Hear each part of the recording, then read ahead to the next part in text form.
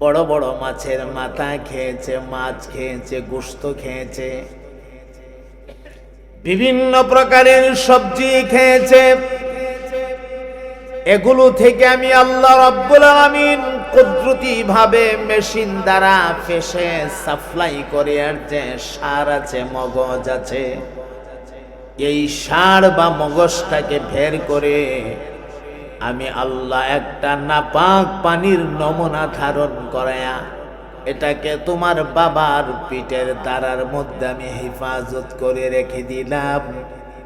আমি আল্লাহ বিশেষ এক মাধ্যমে এটাকে তোমার মায়ের রেহেম অর্থাৎ বাচ্চা দানিতে পৌঁছায়া দিলাম।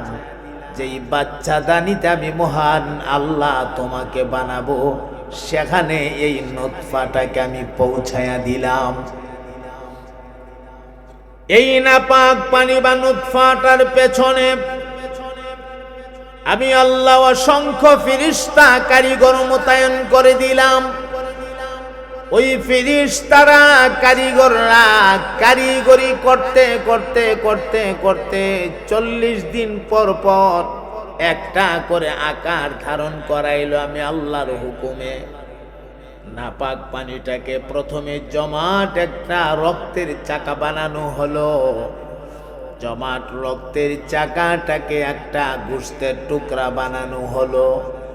গোশতের টুকরাটাকে লম্বা একটা কচি হাড্ডির টুকরা বানানো হলো। হাড্ডির টুকরার মধ্যে অঙ্গ প্রত্যঙ্গ দেওয়া শুরু হলো।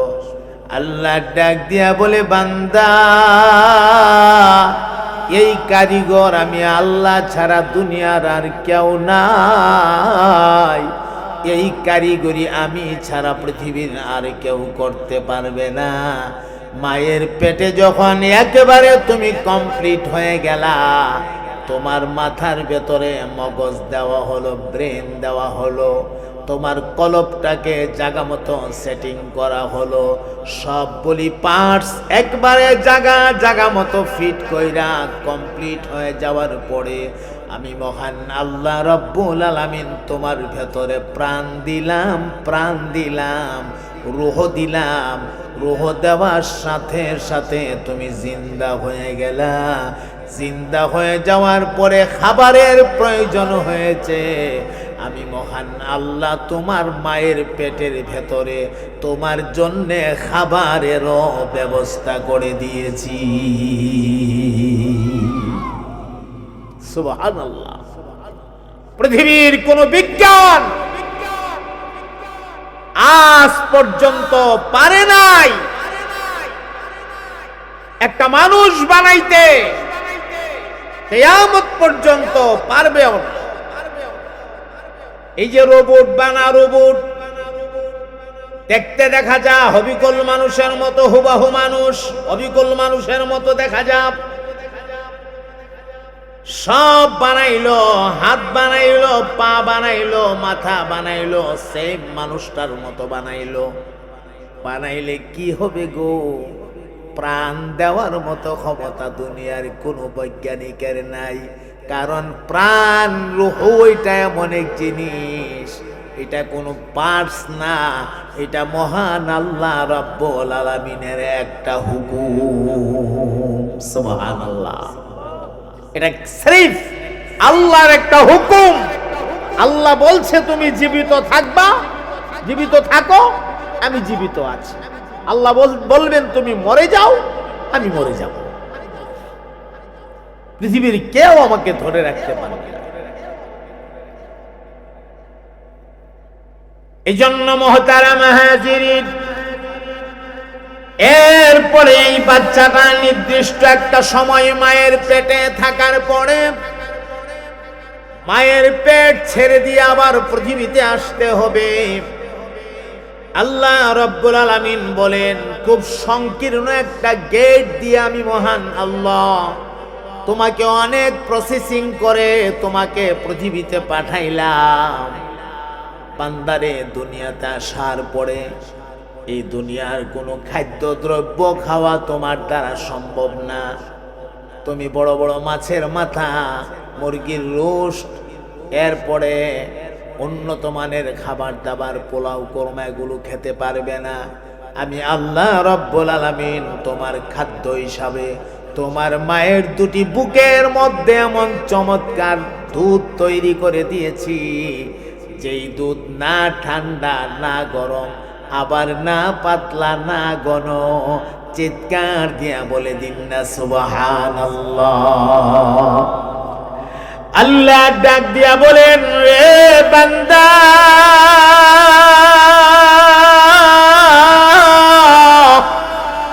তোমার মায়ের বুকে এমন দুধ দিছি রে, যেই দুধের সাথে দুনিয়ার কোনো দুধের তুলনা হয় না। এজন্যই দেখবেন ডাক্তারদের প্রেসক্রিপশনে লেখা থাকে মায়ের দুধের বিকল্প নাই। শিশু ডাক্তার যত ডাক্তার আছে তারা এই কথাটাই বলে দেয়। গবেষণা করে দেখা গেছে মায়ের দুধের মতো এত পুষ্টিগুণ সম্পন্ন দুধ পৃথিবীর কেউ বানাইতে পারে নাই, কেউ বানাইতে পারবেও না। আল্লাহ বলেন, বান্দা, দুধটা যদি বেশি গরম দিতাম তোমার ঠোঁট জিহ্বা ছিল নরম, ঠসা উঠে যাওয়ার সম্ভাবনা ছিল।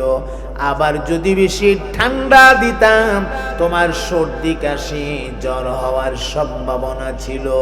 যদি বেশি হালকা দিতাম অটোমেটিক ঝরঝর কইরা পড়তে থাকতো, তোমার রিজিক নষ্ট হইতো। আবার যদি বেশি ঘন দিতাম তুমি দুর্বল, তুমি টাইনা টাইনা বের করতে কষ্ট হইতো।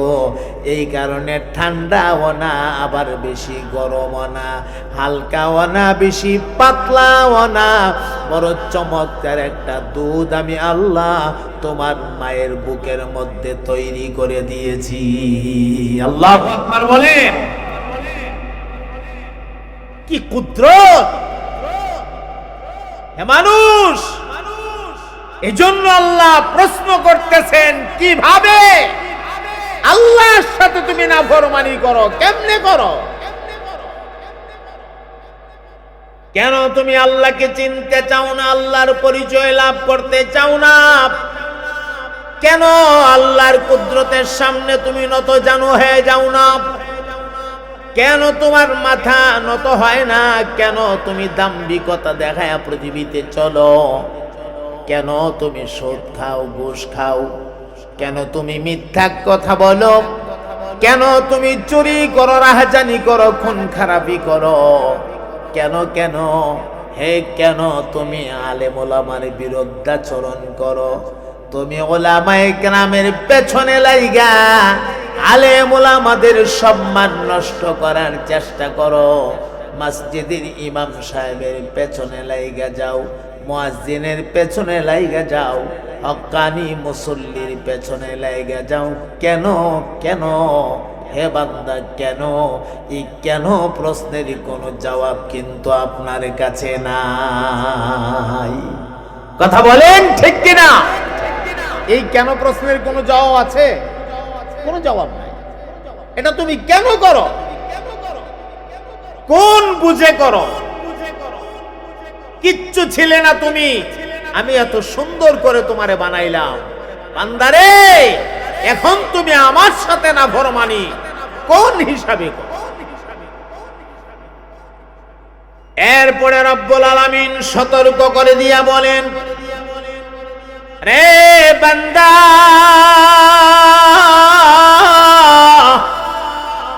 বানাইলাম এতেই কিন্তু শেষ না। দুনিয়ার যে হায়াতটুকু আমি তোমাকে দিয়েছি, 20 বছর, 30 বছর, 40 বছর, 50 বছর, 60, 70, 80, 190 অথবা 150 যাই তুমি হায়াত পাও, যে হায়াতটা আমি তোমাকে দিয়েছি, এই হায়াতের জিন্দেগিটা শেষ হয়ে গেলে দুনিয়ার কোনো শক্তি নাই তোমারে ধইরা রাখবে।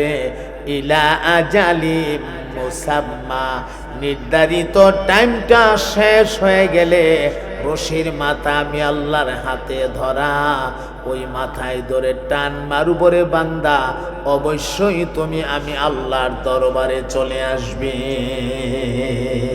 কথা বলেন ঠিক কিনা? আল্লাহর কাছে যাওয়া লাগবে কিনা? আহা,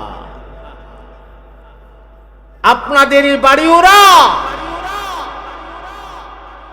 এই বাড়িওরাতেই তো হয়তো বা এমন ইতিহাস আছে, বাবার আগে সন্তান চলে গেছে। এমন ইতিহাস নাই?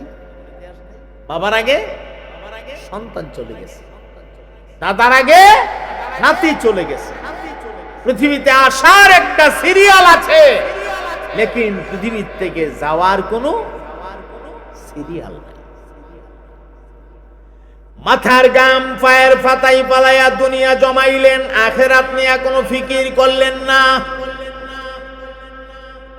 আমার পরকাল কি হবে, আমি কবরে কেমনে থাকব? ভয়ঙ্কর একটা ঘর আমার সামনে আসতেছে, চার ডাইনে মাটি, বামে মাটি, নিচে মাটি, উপরেও মাটি। কেমনে মাটির ঘরটার ভেতর আমি থাকবো? বাতি নাই, ঘরটার ভেতরে কোনো সাথী নাই, আমি কেমনে থাকবো গো? এই ফিকির একটাবার মাথার মধ্যে আসে না। খালি দুনিয়া কামাও, দুনিয়া জমাও, আমি বড় লোক হওয়া লাগবে। আরে বড় লোক তুমি যত বড় লোক হও না কেন, মনে রাখবা মরণ কিন্তু তোমার গাড়ের সারোগের চাইতেও আরো কাছে। কথা বলেন ঠিক কিনা? তোমার দুনিয়ার এত বড় বড় আলিশান বাড়ি,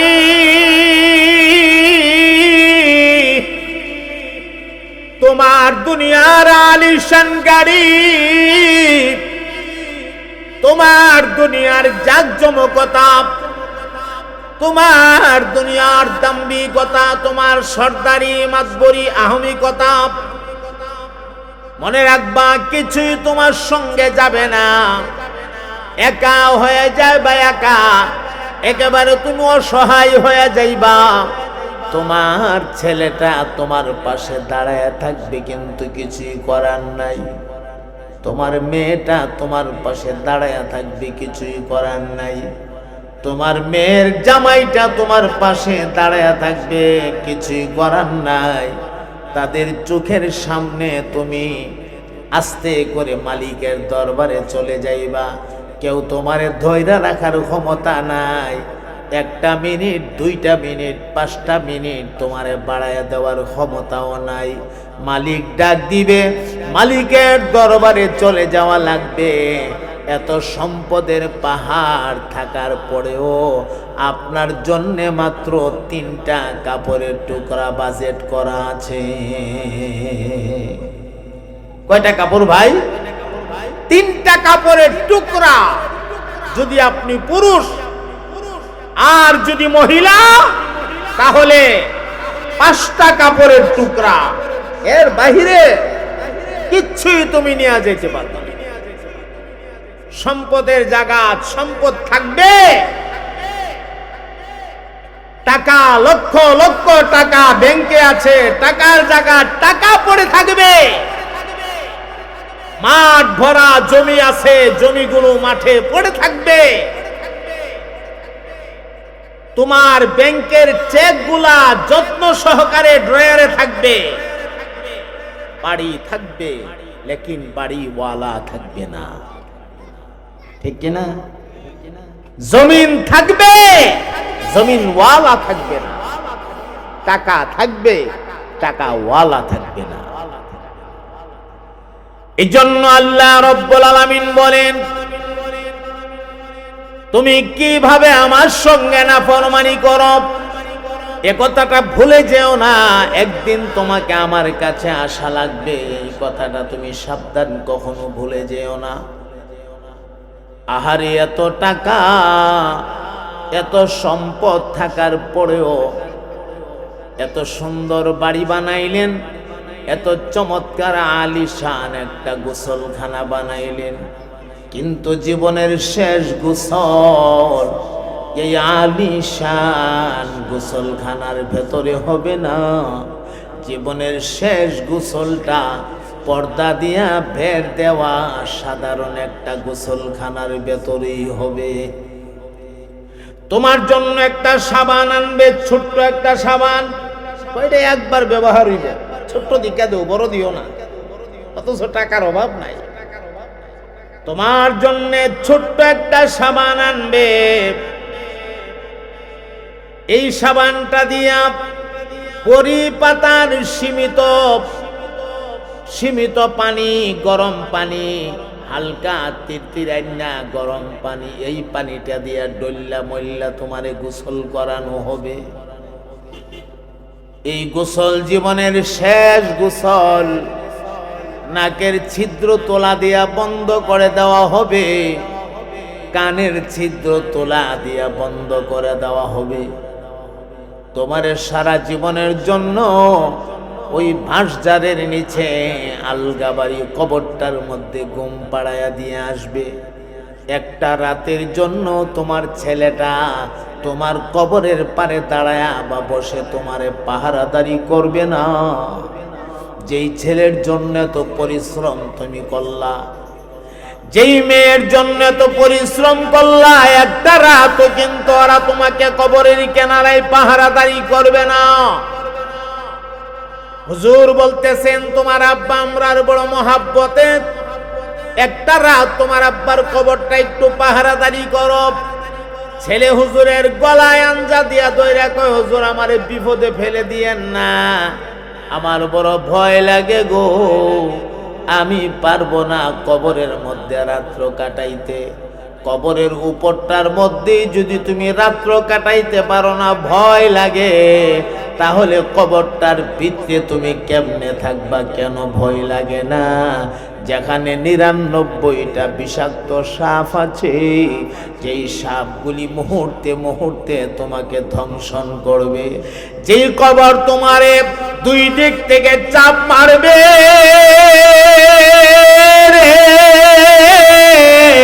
এক পাজরের ছাটনি আরেক দিকের ছাটনির ভেতরে ঢুকে যাবে।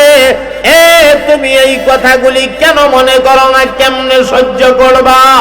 মানুষগুলি কবরের চাপের কারণে আল্লাহু আকবার যেই শাস্তিটা পাবে, যেই কষ্টটা পাবে, উহ করে যে আওয়াজটা করবে, চিল্লিটা মারবে, এই চিল্লির আওয়াজটা যদি দুনিয়ার জমিনে পৌঁছতো গো, এই আওয়াজের কারণে গর্ভবতী মায়ের পেটের সন্তান অটোমেটিক খালাস হয়ে যাইত। এমন জোরে চিল্লি মারবে, চিল্লের আওয়াজ এত বিকট হবে। এই জন্য ভাই, দুনিয়া তো এটা একটা পরীক্ষার হল, ইমতিহান গাহ। এই ইমতিহান গাহের ভেতরে দুনিয়া নিয়ে এত পাগল হওয়ার কোনো কারণ নাই। দুনিয়া জমাও, কোনো পাগল হওয়ার কোনো কারণ নাই। এটা তো তুমি নিয়ে যেতে পারবা না। হ্যাঁ, দুনিয়া লাগবে, লাগবে না সেটা আমি বলছি না, দুনিয়া লাগবে। কতটুকু লাগবে? আমি চলতে যতটুকু লাগে ততটুকু হলেই যথেষ্ট। কথা কয় না কেন?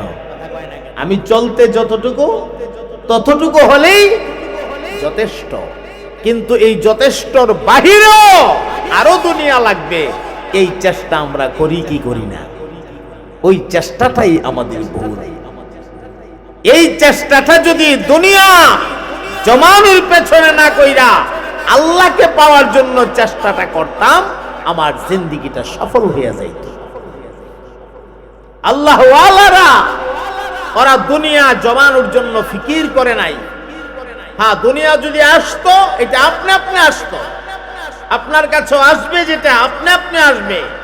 লেকিন দুনিয়া নিয়ে পাগল হওয়া যাবে না। পাগল হবেন তো একজনেরই পাগল হবেন। চিল্লায় বলেন তিনি কে? আরো জোরে মহাব্বতে আওয়াজ দিয়া বলেন তিনি কে? আল্লাহ। আমার মোহতারাম ভাইয়েরা, এই পরীক্ষার হলের ভেতরে যার ঈমান যত মজবুত, তার পরীক্ষাটা কিন্তু তত মজবুত। ঈমান যেই তালের, পরীক্ষাটা সেই তালের।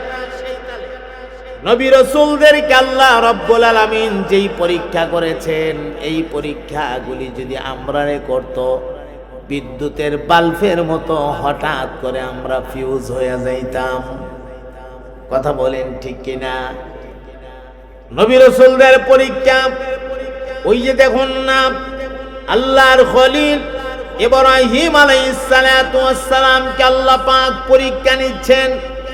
নমরুদ এক বিরাট আগুন জ্বালাইছে, 400 হাত ফাঁস, 400 হাত লম্বা, ফাঁসে দিগালে সমান, 800 হাত গভীর। এই বিরাট গর্তের ভেতরে লাকড়ি দিয়ে আগুন জ্বালায়া দিছে। আল্লাহর খলিলকে গর্তের ভেতরে নিক্ষেপ করবে চরখা বানায়া। চরখার এক মাথায় ইব্রাহিম আলাইহিস সালাতু ওয়াস সালাম রে লটকাইছে, আর এক মাথায় দুইরা চাপতেছে। চরখার মাথাটা ঘোরায়া গর্তের বরাবর নিবে।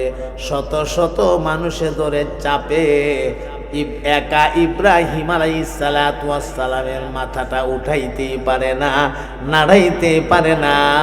আল্লাহর কুদরত ওনার সঙ্গে আল্লাহর রহমতের ফেরেশতারা ঝুলায়া ধইরা রাখছে। সুবহানাল্লাহ। এই যে ধইরা চাপতেছে, মাথা লড়েও না। ইবলিস আয়া পরামর্শ দিলেন, একটা কাজ করেন। বলে কি করতাম? 40টা বেগানা নারী আর 40টা বেগানা পুরুষের সাহায্যে এখানে প্রকাশ্যে অপকর্মর ব্যবস্থা করেন, জিনার ব্যবস্থা করেন। নাউজুবিল্লাহ বলেন।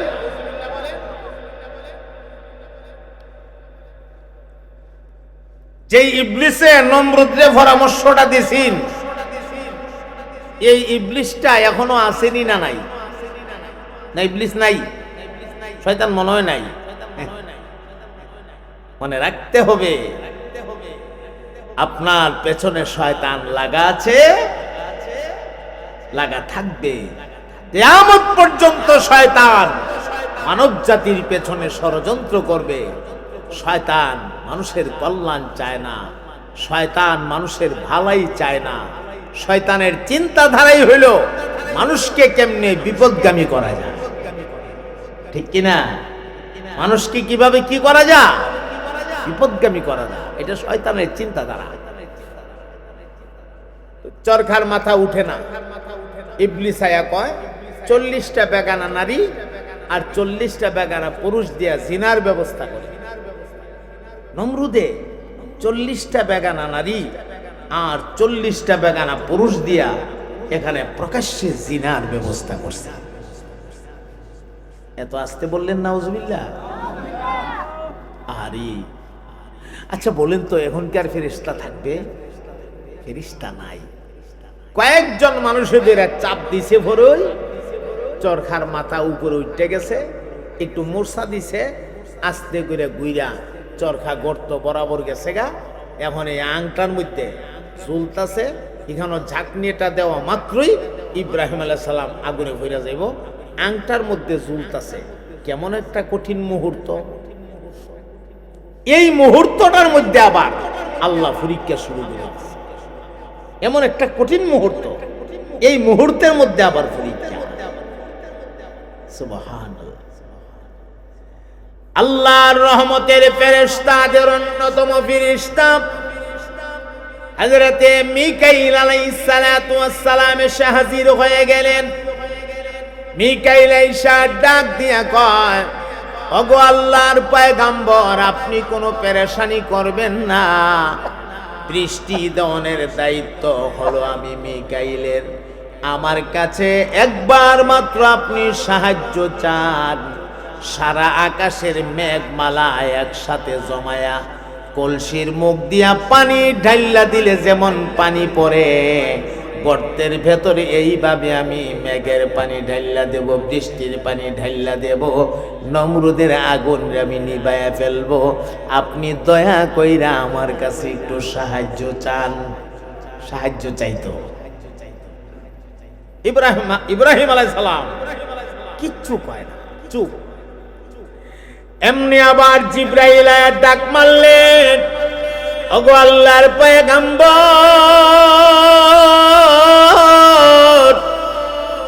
আমি জিবরাইল, আল্লাহ রাব্বুল আলামিন আমাকে 600 নূরের ডানা দান করেছে, 600 পাখা। আমি আমার পাখাগুলি একটা টান মারলে গোটা পৃথিবীটাকে একবার চক্কর দিতে পারি। আপনি একবার শুধু আমার কাছে সাহায্য চান, আমার কোনো একটা ডানার ভেতরে ঢুকাইয়া আপনাকে এমন দূরে নিয়ে যাব, আর জীবনে কোনোদিন নমরুদ আর তার বাহিনী আপনাকে খুঁজে পাবে না। একবার একটু সাহায্য আমার কাছে চান। আল্লাহর খলিল কয়, এখন আর জবান বন্ধ করে রাখলে হবে না। আল্লাহর খলিল জবান খুললা ডাক মারছে, ওরে মিকাইল, ওরে জিব্রাইল, তোমরা আসছো এই মুহূর্তে আমাকে সাহায্য করার জন্য। আমি যে এই মুহূর্তে আগুনে পড়ে যাব, আগুনে পুড়ব, আগুনে ছাই হয়ে যাব, এই ঘটনা তো আমার মহান আল্লাহ দেখে। অতএব সাহায্য যদি চাইতে হয় তোমরার কাছে কেন, সাহায্য তো আমি আমার মহান আল্লাহর কাছে চাইতে পারি। সাহায্য চাওন লাগলে তো আমি আল্লাহর কাছে চাইতে পারি, তোমার কাছে কেন? তবে জান্না যাও রে জিবরাইল,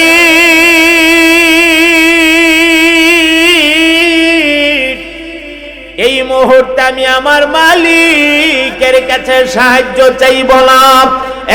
কেন চাইব না? এই কারণে চাইব না গো, আমি বুঝছি আমার মালিক আমারে পরীক্ষা করতেছে।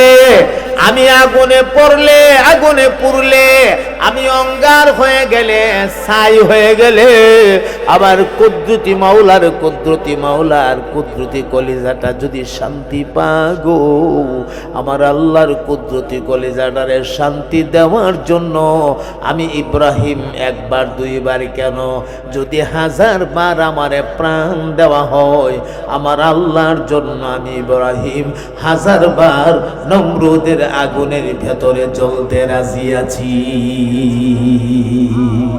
বলেন পরীক্ষায় ফাঁস না ফেল? আরো জোরে বলেন ফাঁস না ফেল। সুবহানাল্লাহ। এই জন্য আল্লাহ পৃথিবীতে মানুষকে পরীক্ষা করে। ওয়ালানাবলুওয়ান্নাকুম বিশাইইম মিনাল খাউফি ওয়াল জু'i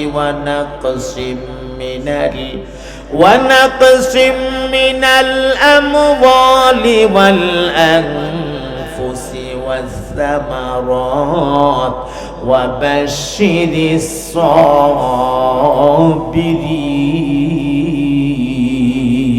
الصابرين। আল্লাহ পাক মানুষকে আজমাইশ করে, কোন সময় ভয় ভীতি প্রদর্শনের মাধ্যমে, কোন সময় ক্ষুধার্ত বানায়া, কোন সময় জানের উপরে মুসিবত দিয়া, কোন সময় মালের উপরে মুসিবত দিয়া। আল্লাহ কয়ে, বান্দা, মুসিবতের সময় যদি তুমি সবর করতে পারো, ধৈর্য ধারণ করতে পারো, মনে রাখবা তোমার জন্য আমার জান্নাতের সুসংবাদ। চিৎকার দিয়া বলেন না সুবহানাল্লাহ। ভাই জিকিরের সাথে একটু সামনের দিকে আগাবেন, দয়া করে সামনে আগান, খালি জায়গাগুলি বন্ধ করবেন, সামনে আগান। লা ইলাহা ইল্লাল্লাহ। মাশাআল্লাহ, সামনে এই যে এই জায়গাটা ফিল আপ করেন, সামনে আসেন। মাশাআল্লাহ, সামনে আগান, সামনে আগান। লা ইলাহা ইল্লাল্লাহ, লা ইলাহা ইল্লাল্লাহ।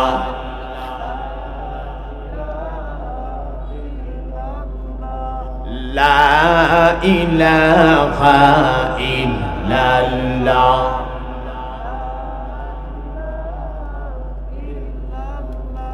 হাসবি রব্বি জাল্লাল্লাহ, পড়ুন হাসবি রব্বি জাল্লাল্লাহ, মা ফি কলবি গায়রুল্লাহ, সাইয়্যিদ আলম মুস্তাফা, লা ইলাহা ইল্লাল্লাহ। ইল্লাল্লাহ। মাশাআল্লাহ, মোহাব্বতে পড়ুন লা ইলাহা ইল্লাল্লাহ।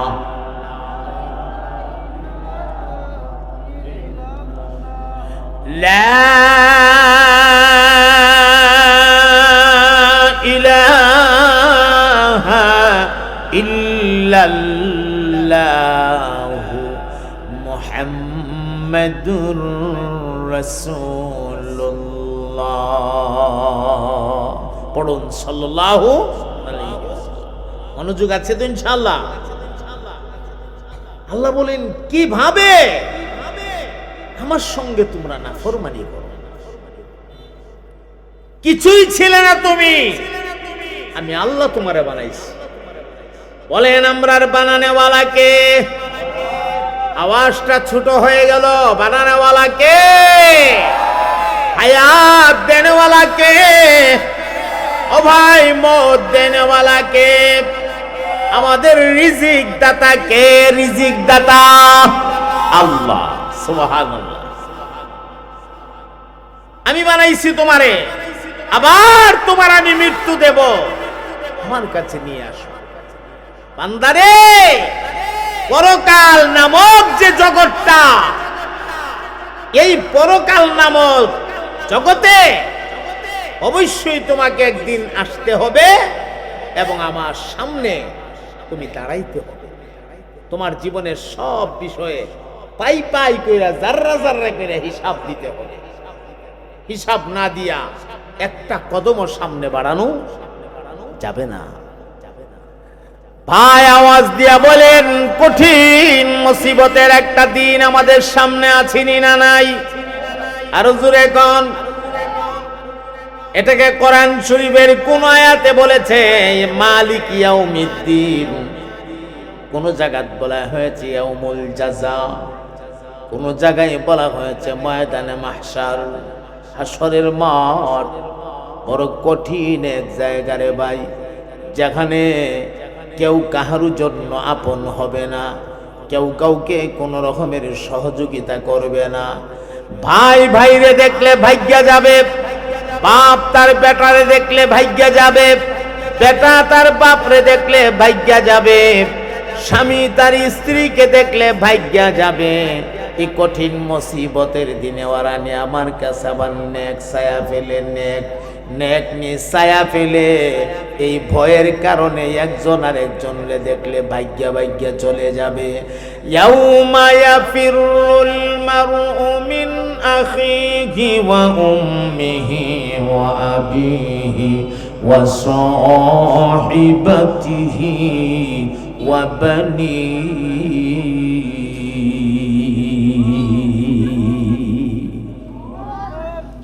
আমার মুহতারাম ভাইরা, এই কঠিন সময়টা আমাদের সামনে আসতেছে। কান লাগায়া শোনেন গো ভাই, এ বাড়িউরার মুসলমান ভাই, যেদিন মাথার অর্ধ হাত উপরে সূর্য আসবে, আল্লাহ রাব্বুল আলামিন মাথার অর্ধ হাত উপরে সূর্যটারে সেটিং করে দিবে। সূর্যের তাপের কারণে জমিনের মাটি একদম তামা হয়ে যাবে, তামা। এত উপর থেকে গরম, আবার নিচের থেকেও গরম, তামা গরম। তাপের কারণে তামা হয়ে যাবে, গরম, পা রাখা যাবে না। ও ভাই, সেদিন তুমি কেমনে দাঁড়াইবা? কেমনে ওই ময়দানটার মধ্যে গিয়ে আল্লাহর সামনে হাজির হইবা? একবার কেন ভাবনা আসে না? আরে যেদিন সাধারণ মানুষ তো দূরের কথা, নবীরা পর্যন্ত ইয়া নফসি বলে বলে মাঠে ঘুরবে। আদম সফিউল্লাহর মতো নবী যিনি আদম জাতির শিকড় বা গোড়া, তিনিও সেদিন ইয়া নাফসি বলবে। উম্মতের কথা ভুললেই যাইব। উম্মত যা আছে কতই মন থাকতো না, আমার কি হবে, আমার কি হবে। আমার ভাই ইব্রাহিম খলিলুল্লাহর মতো পয়গম্বর, ঈসা রূহুল্লাহর মতো পয়গম্বর, ইসমাঈল জবিহুল্লাহর মতো পয়গম্বর, ইউসুফ সিদ্দিকের মতো পয়গম্বর, সব নবীরা মাঠটার মধ্যে ঘুরবে আর ইয়া নাফসি বলতে থাকবে। আমার কি হবে গো আল্লাহ, আজকে আমার কি হবে, আমার কি হবে, আমার কি হবে। যেদিন নবীরা নাফসি বলে ময়দানে ঘুরাবে, আহারে এই ময়দানে আমার মতো নালায়েক নাখান্দা জালালির জানি কোন অবস্থা হবে। শুধুমাত্র একজন নবী উম্মত বলবে না, মারহাবা বলেন, আরো জোরে চিল্লায়া বলেন মারহাবা। শুধুমাত্র একজন নবী উম্মত বলবে না, তিনি হলেন ইমামুল মুরসালিন, সাইয়্যিদুল মুরসালিন, সরওয়ারে কায়নাত, রহমতে দু জাহান, ফখরে আলম, ফখরুদ দু জাহান, নবী মুহাম্মদুর রাসূলুল্লাহ সাল্লাল্লাহু আলাইহি ওয়াসাল্লাম। একমাত্র আপনার আমার নবী উম্মতরে সেদিনও ভুলে যাবে না। চিৎকার দিয়ে বলে দিন আল্লাহু আকবার। সবাই উম্মত ভুলে যাইব, উম্মতের কথাই মনে থাকবে না, কেবল আমার আপনার নবী উম্মতকে ভুলবে না। এ মানুষেরা, এত বড় মহান নবীর উম্মত আল্লাহ আমরারে বানাইছে, মরণ পর্যন্ত যদি সেজদায় লুটাইয়া পড়ে থাকি, আল্লাহ যে আমাদের শেষ নবীর উম্মত বানাইছে, এই কথাটার শুকরিয়া আদায় হবে। মানুষেরা দিশেহারা হয়ে যাবে, কি করি রে কি করি, কোথায় যাই রে কোথায় যাই, কার কাছে যাই, দিশেহারা হয়ে যাবে। সব মানুষেরা মিল্লা পয়গম্বর আদম নবীর কাছে যাই। খুব খেয়াল করেন কথাটা। আদম আলাইহিস সালাম যেহেতু মানব জাতির শিকড় বা গোড়া, উনি মানব জাতি, ওনার থেকেই মানব জাতি জন্ম নিয়েছে, মানব জাতির বিস্তার লাভ করেছে। তো মনে হয় আদম নবীর একটা পাওয়ার এই মাঠে থাকবে, আমরা সবাই আদম নবীর কাছে যাই, সবাই মিললে আদম আলাইহিস সালামের কাছে যাবে। সুবহানাল্লাহ পড়েন। যাওয়ার পরে আদম আলাইহিস সালাম বলবেন, গিয়া মানুষেরা বলবে যে জনাবে মুকাররম ও আল্লাহর পয়গম্বর, আপনি আজকে আমাদের জন্য একটু সুপারিশ করেন না আল্লাহর কাছে। আদম আলাইহিস সালাম উত্তর দিব, আমার কাছে আইছো সুপারিশের লাগিয়া? আমি তো আমার নিজেরই নিয়ে বড় টেনশনে আছি, আমি পারবো না সুপারিশ করতে, আমার বড় ভয় লাগে রে। আল্লাহ নিয়ে আমারে দইরা ফেলে, আমারে নিয়ে দইরা ফেলে, আমাদের দর্ত কেনে। وَقُلْنَا يَا آدَمُ اسْكُنْ أَنْتَ وَزَوْجُكَ الْجَنَّةَ وَكُلَا مِنْهَا رَغَدًا حَيْثُ شِئْتُمَا وَلَا تَقْرَبَا هَذِهِ الشَّجَرَةَ فَتَكُونَا مِنَ الظَّالِمِينَ।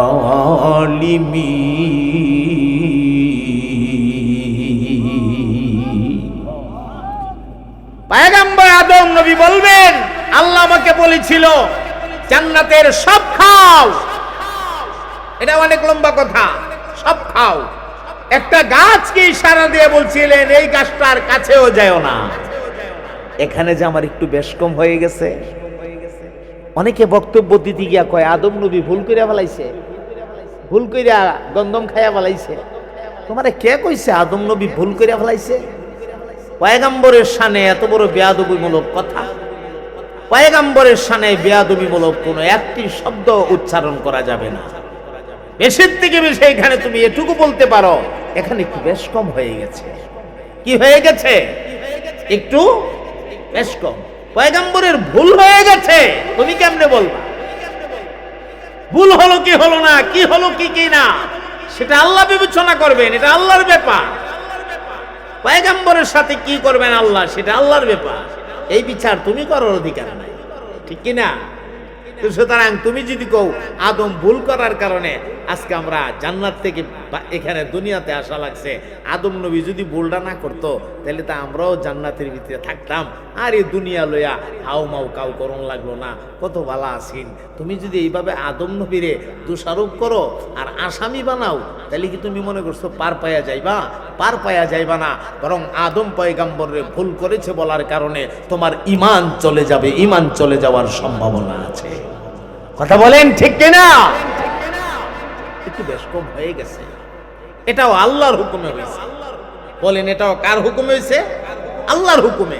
তারপরেও আদম নবী ভয় পাইব, আমি সুপারিশ করতে পারবো না গো, আমার ভয় লাগতেছে, ওই জায়গাটা নিয়ে আল্লাহ আমার দুই গেল। তোমরা আমি একটা পথ দেখাইয়া দিতে পারি। বলে কি পথ? তোমরা যাও নূহ নবীর কাছে। কার কাছে যাও?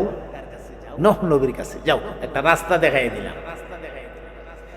এমনি মানুষেরা দৌড়াইয়া পোড়া ময়দান থেকে আল্লাহর পয়গম্বর নূহ আলাইহিস সালাতু ওয়াস সালামকে খুঁজে বের করবেন। পয়গম্বর নূহ আলাইহিস সালাতু ওয়াস সালামের কাছে মানুষেরা দল বাইন্দা যাবে। মানুষগুলি গিয়া বলবেন, ওগো আল্লাহর পয়গম্বর একটু সুপারিশ করেন আমাদের জন্য, আল্লাহর কাছে একটু সুপারিশ করেন, আল্লাহ যেন বিচারের কাজটা শুরু করে দে। আর সহ্য করতে পারি না, উপর থেকেও গরমের তাপ, আবার নিচে জমিনের মধ্যেও গরম তাপ, পা রাখতে পারি না, আর বরদাস্ত হচ্ছে না, বিচারের কাজটা যেন শুরু হয়ে যা। বিচার হয়ে যাওয়ার পরে ওই জান্নাত না ওই জাহান্নাম একটা ফাইসালা হয়ে যাবে, একটু সুপারিশ করেন না। পয়গম্বর নূহ ডাক দিয়া বলে, না না না, আমি পারবো না রে সুপারিশ করতে, কারণ আমার বড় ভয় লাগে। আল্লাহ রাব্বুল আলামিন আজকের দিনে আমারে ধইরা ফেলে, আমি যে সহ্য করতে না পাইরা, আমার কওমের লোকের অত্যাচার সহ্য করতে না পাইরা, আমার কওমের জন্য আল্লাহর কাছে আমি বদদুয়া কইরা দিছিলাম, বদদুয়া। আর আমার বদদুয়ার কারণে আল্লাহ বিরাট প্লাবন দিয়া, তুফান দিয়া, বন্যা দিয়া সবাইরে আল্লাহ ধ্বংস কইরা দিছিল। আমার ভয় লাগে, আমার এনে আল্লাহ এই জায়গায় ধইরা ফেলে, আমার ভয় লাগে। আল্লাহ নিকে বদদুয়া দিস না কেন? রব্বি লা তাযার আলাল আরদি মিনাল কাফিরিনা দাইয়ারা।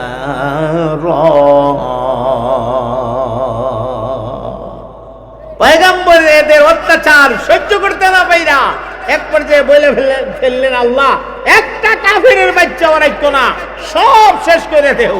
আল্লাহ শেষ করে দিতাম যে তুমি একটা কিস্তি বানাও, একটা জাহাজ বানাও, বানায়া তোমার কিস্তির মধ্যে যারা তোমারে মানে তারারে উঠাও, আমি আল্লাহ একটা প্লাবন দেব, একটা বন্যা দেব, বন্যা দিয়া সব ধ্বংস করে ফেলবো, যারা তোমারে মানে শুধু তারারই দেব।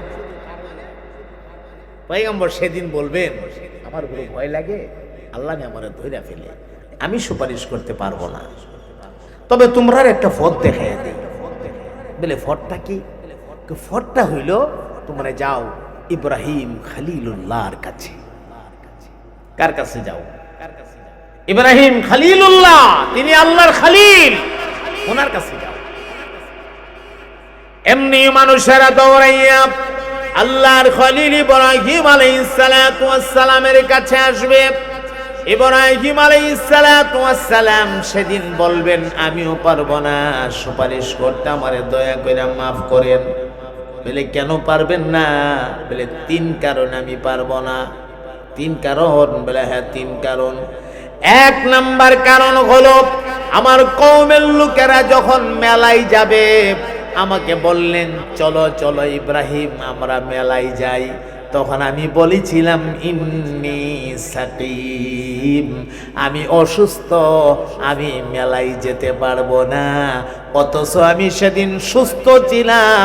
সুস্থ থাকার পরেও মেলায় গিয়া তারা মূর্তির পূজা করবে, আমি কেমনে মূর্তির পূজা করব? আমি সুস্থ থাকার পরেও বলেছিলাম অসুস্থ, আমার ভয় লাগে মহান আল্লাহ নি এই জায়গায় আমারে ধইরা ফেলে। অথচ অসুস্থতাটা, এটা উনি মিথ্যা বলে নাই। অসুস্থতাটা দুই প্রকারের, একটা হলো শারীরিক অসুস্থতা, আরেকটা হচ্ছে মানসিক অসুস্থতা।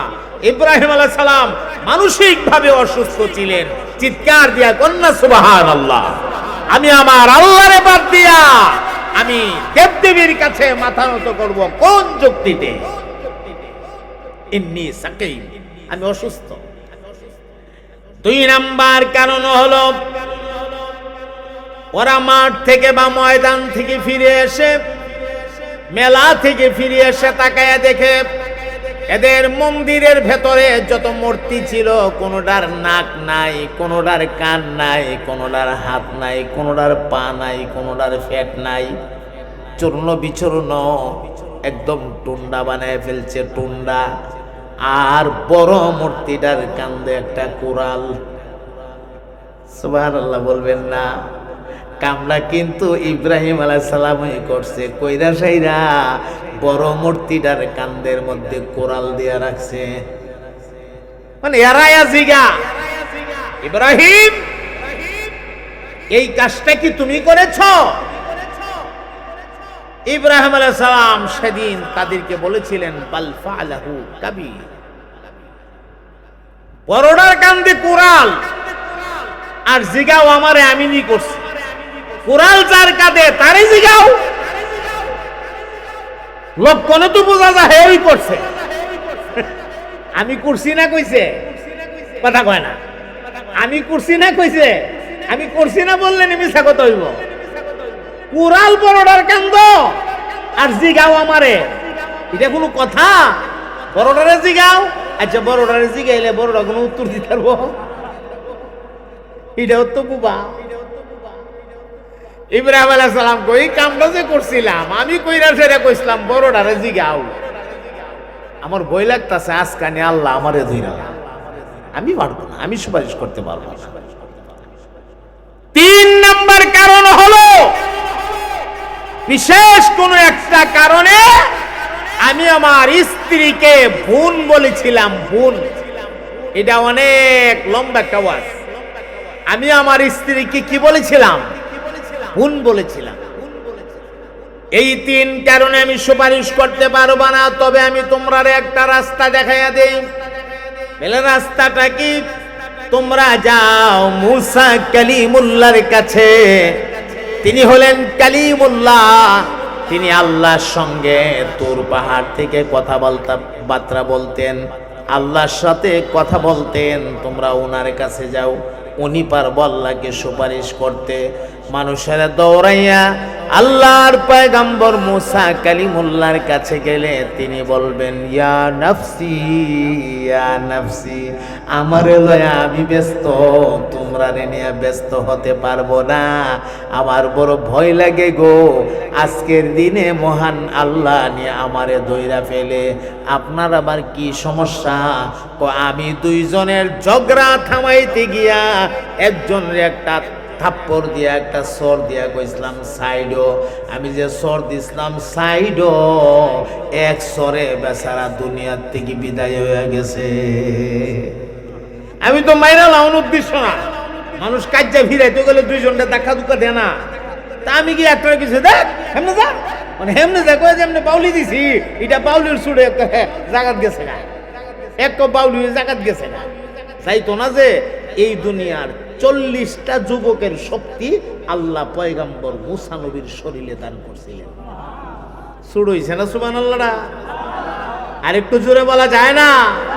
আর আমরা নবীর শরীরে দুনিয়ার 4000 যুবকের শক্তি ছিল।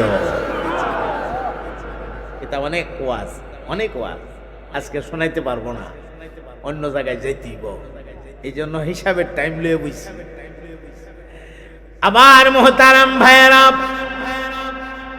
হযরতে মূসা কালিমুল্লাহ বললেন, আমি পারবো না সুপারিশ করতে, তোমরা যাও, একটা রাস্তা তোমরারে দেখাইয়া দেই। তাহলে রাস্তাটা কি? রাস্তাটা হলো তোমরা যাও ওই যে ঈসা নবীর কাছে। ঈসা তিনি হলেন রূহুল্লাহ, তিনি পারবেন আল্লাহর কাছে তোমাদের জন্য সুপারিশ করতে। মানুষের দৌড়াইয়া ঈসা আলাইহিস সালাতু ওয়াস সালামের দরবারে আসবে। ঈসা নবীর কাছে আসার পরে তিনি বলবেন, আমিও সুপারিশ করতে পারবো না, আমার বড় ভয় লাগে গো, তবে হ্যাঁ আমি তোমরারে একটা রাস্তা দেখাইয়া দেই, এই জায়গাত গেলে মনে হয় তোমরা আর ফিরে আসা লাগবে না। আর এই জায়গাটা হইল আমার আব্বা মুহাম্মাদুর রাসূলুল্লাহর দরবার। এই জায়গাটা কোন জায়গা? আমার আব্বা মুহাম্মাদুর রাসূলুল্লাহর দরবার। প্রশ্ন আসে, ঈসা আলাইহিস সালামের তো কোনো আব্বাই ছিল না, কথা কয় না? ঈসা আলাইহিস সালামের আব্বা ছিল ঈসা ইবনে মারইয়াম। মারইয়ামের পেটে তিনি জন্ম নিয়েছেন আল্লাহর হুকুমে, আব্বা ছাড়া, ঠিক কি না? তিনি আমাদের নবীকে আব্বা বলবেন কেন? এটার দুইটা কারণ। একটা কারণ হলো জিবরাইল আলাইহিস সালাম যেদিন পর্দার আড়ালে মারইয়ামকে সুসংবাদটা দেওয়ার জন্য আসছিল পর্দার ভেতরে, সেদিন জিবরাইল আলাইহিস সালাতু ওয়াস সালাম আমাদের নবীর সূরত নিয়ে আসছিল। এই কারণে ঈসা নবী আমরান নবীর আব্বা বলবেন হাসরের মাঠে। দুই নাম্বার কারণ হলো আল্লাহ রাব্বুল আলামিন ময়দানে মাহশরে জান্নাতের ভেতরে এই দুনিয়ার কয়েকটা নারীকে আল্লাহ আমাদের নবীর সাথে বিবাহ বন্ধনে আবদ্ধ করাইবেন। এরা ভাগ্যবতী নারী, যারা আমার নবীর সাথে জান্নাতে তাদের বিবাহ হবে। এদের মধ্যে একজন হলো হযরতে মারইয়াম। চিৎকার দিয়া বলে দিন না সুবহানাল্লাহ। ঈসা আলাইহিস সালাম আব্বা বলবেন এই সুবাদে যে আমার আম্মা নবীজির জান্নাতি বিবির আমি দুনিয়াবি সন্তান, আসো আমার আব্বার কাছে যাই। এমনি সব মানুষেরা মিলে আখিরি জামানার নবী রাহমাতুল লিল আলামিনের দরবারে যাবেন। এ ভাই, এই মুহূর্তে সবাই একটু দয়া কইরা কানটা লাগাইবেন। আখিরি জামানার নবীর কাছে যাবেন। আখিরি জামানার নবীর কাছে গিয়া তাকায়া দেখবে গো, আপনার আমার নবী এখানে মাকামে মাহমুদে সেজদা দিয়ে পইরা রইছে। সেজদা দিয়ে পইরা ওরা তো শূন্য আসছে, সবাই নাফসি নাফসি করে। এখানে আয়া দেখে আমার নবী নাফসি নাফসি করে না, সেজদা দিয়া পইরা পইরা কো আল্লাহুম্মা উম্মতি, আল্লাহুম্মা উম্মতি। চিৎকার দিয়া বলে দিন না সুবহানাল্লাহ। নবী আমার ডাইকা ডাইকা বলেন আল্লাহ,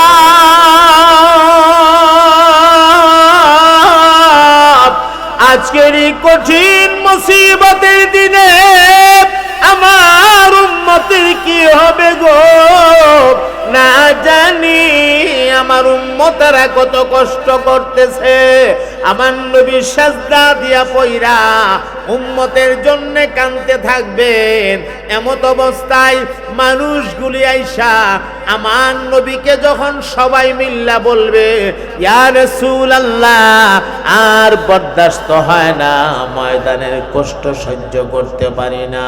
উপর থেকে সূর্যের তাপ, আবার নিচের থেকে মাটি তামা হয়ে গেছে, তামার তাপ, পা রাখতে পারি না, বড় কষ্টে আছি গো নবী। দয়া করে আল্লাহর কাছে আমাদের জন্য একটু সুপারিশ করুন না। আল্লাহু আকবার। আমার নবী পাক হাসরের মাঠের ভয়াবহ চিত্র আর মানুষের আবদার রক্ষা করতে গিয়া বিচারের কার্যক্রম শুরু হওয়ার জন্য আল্লাহর কাছে সুপারিশ করবেন। আমার নবী যে বিচারের কাজ শুরু করার জন্য সুপারিশটা করবেন, এই সুপারিশটার নাম হাদিস শরীফে আসছে শাফাআতে কুবরা। চিৎকার দিয়া বলে দিন না সুবহানাল্লাহ। এই সুপারিশটার নাম কি? শাফাআতে কুবরা, অর্থাৎ সবচেয়ে বড় সুপারিশ। কোন নবী রাসূল সাহস করবে না হাসরের মাঠে আল্লাহর সাথে কথা বলতে। আমার নবীর সুপারিশের মাধ্যমে ময়দানের বিচারের কার্যক্রম শুরু হবে। এই শাফাআতে কুবরা একমাত্র আমাদের নবীর শান, এটা আর কোন নবীর শান না। এজন্য আমার মুহতারাম ভাইয়েরা, আসুন আমাদের মূল কথাটা দিয়া ফিনিশিং দিয়া দেই। কাইফা তাকফুরুনা বিল্লাহি ওয়া কুনতুম আমওয়াতান ফাহিয়াকুম সুম্মা ইউমীতুকুম সুম্মা ইউহয়িকুম সুম্মা ইলাইহি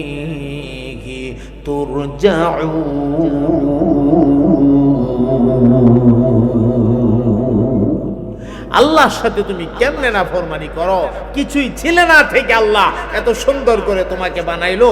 আবার তুমি একদিন মরবা, মরণের পরে আবার তোমাকে জিন্দা করা হবে, ময়দানে মাহশরে হাজির করা হবে, আল্লাহর সামনে তোমাকে রুজু হতে হবে, জীবনের সব ডাটা রব্বুল আলামিনের দরবারে পেশ করতে হবে। ওই কঠিন মুসিবতের দিনে রব্বুল আলামিন আমাদের প্রতিটা মানুষের জন্য যেন হেফাজতের জিম্মাদার হয়ে যান। সবাই বলেন আমিন। আরেকটু মহাব্বতে বলেন আমিন। আমার সম্মানিত ভাইয়েরা, আমি অত্যন্ত দুঃখিত যে আপনাদেরকে আর সময় দিতে পারতেছি না।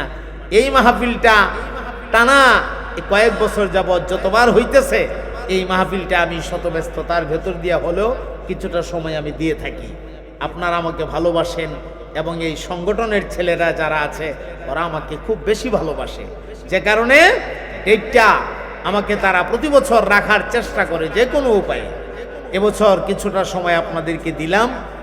প্রতি বছরই তো কিছু সময় দেওয়া যায়, আজকেও কিছু সময় দিয়ে গেলাম।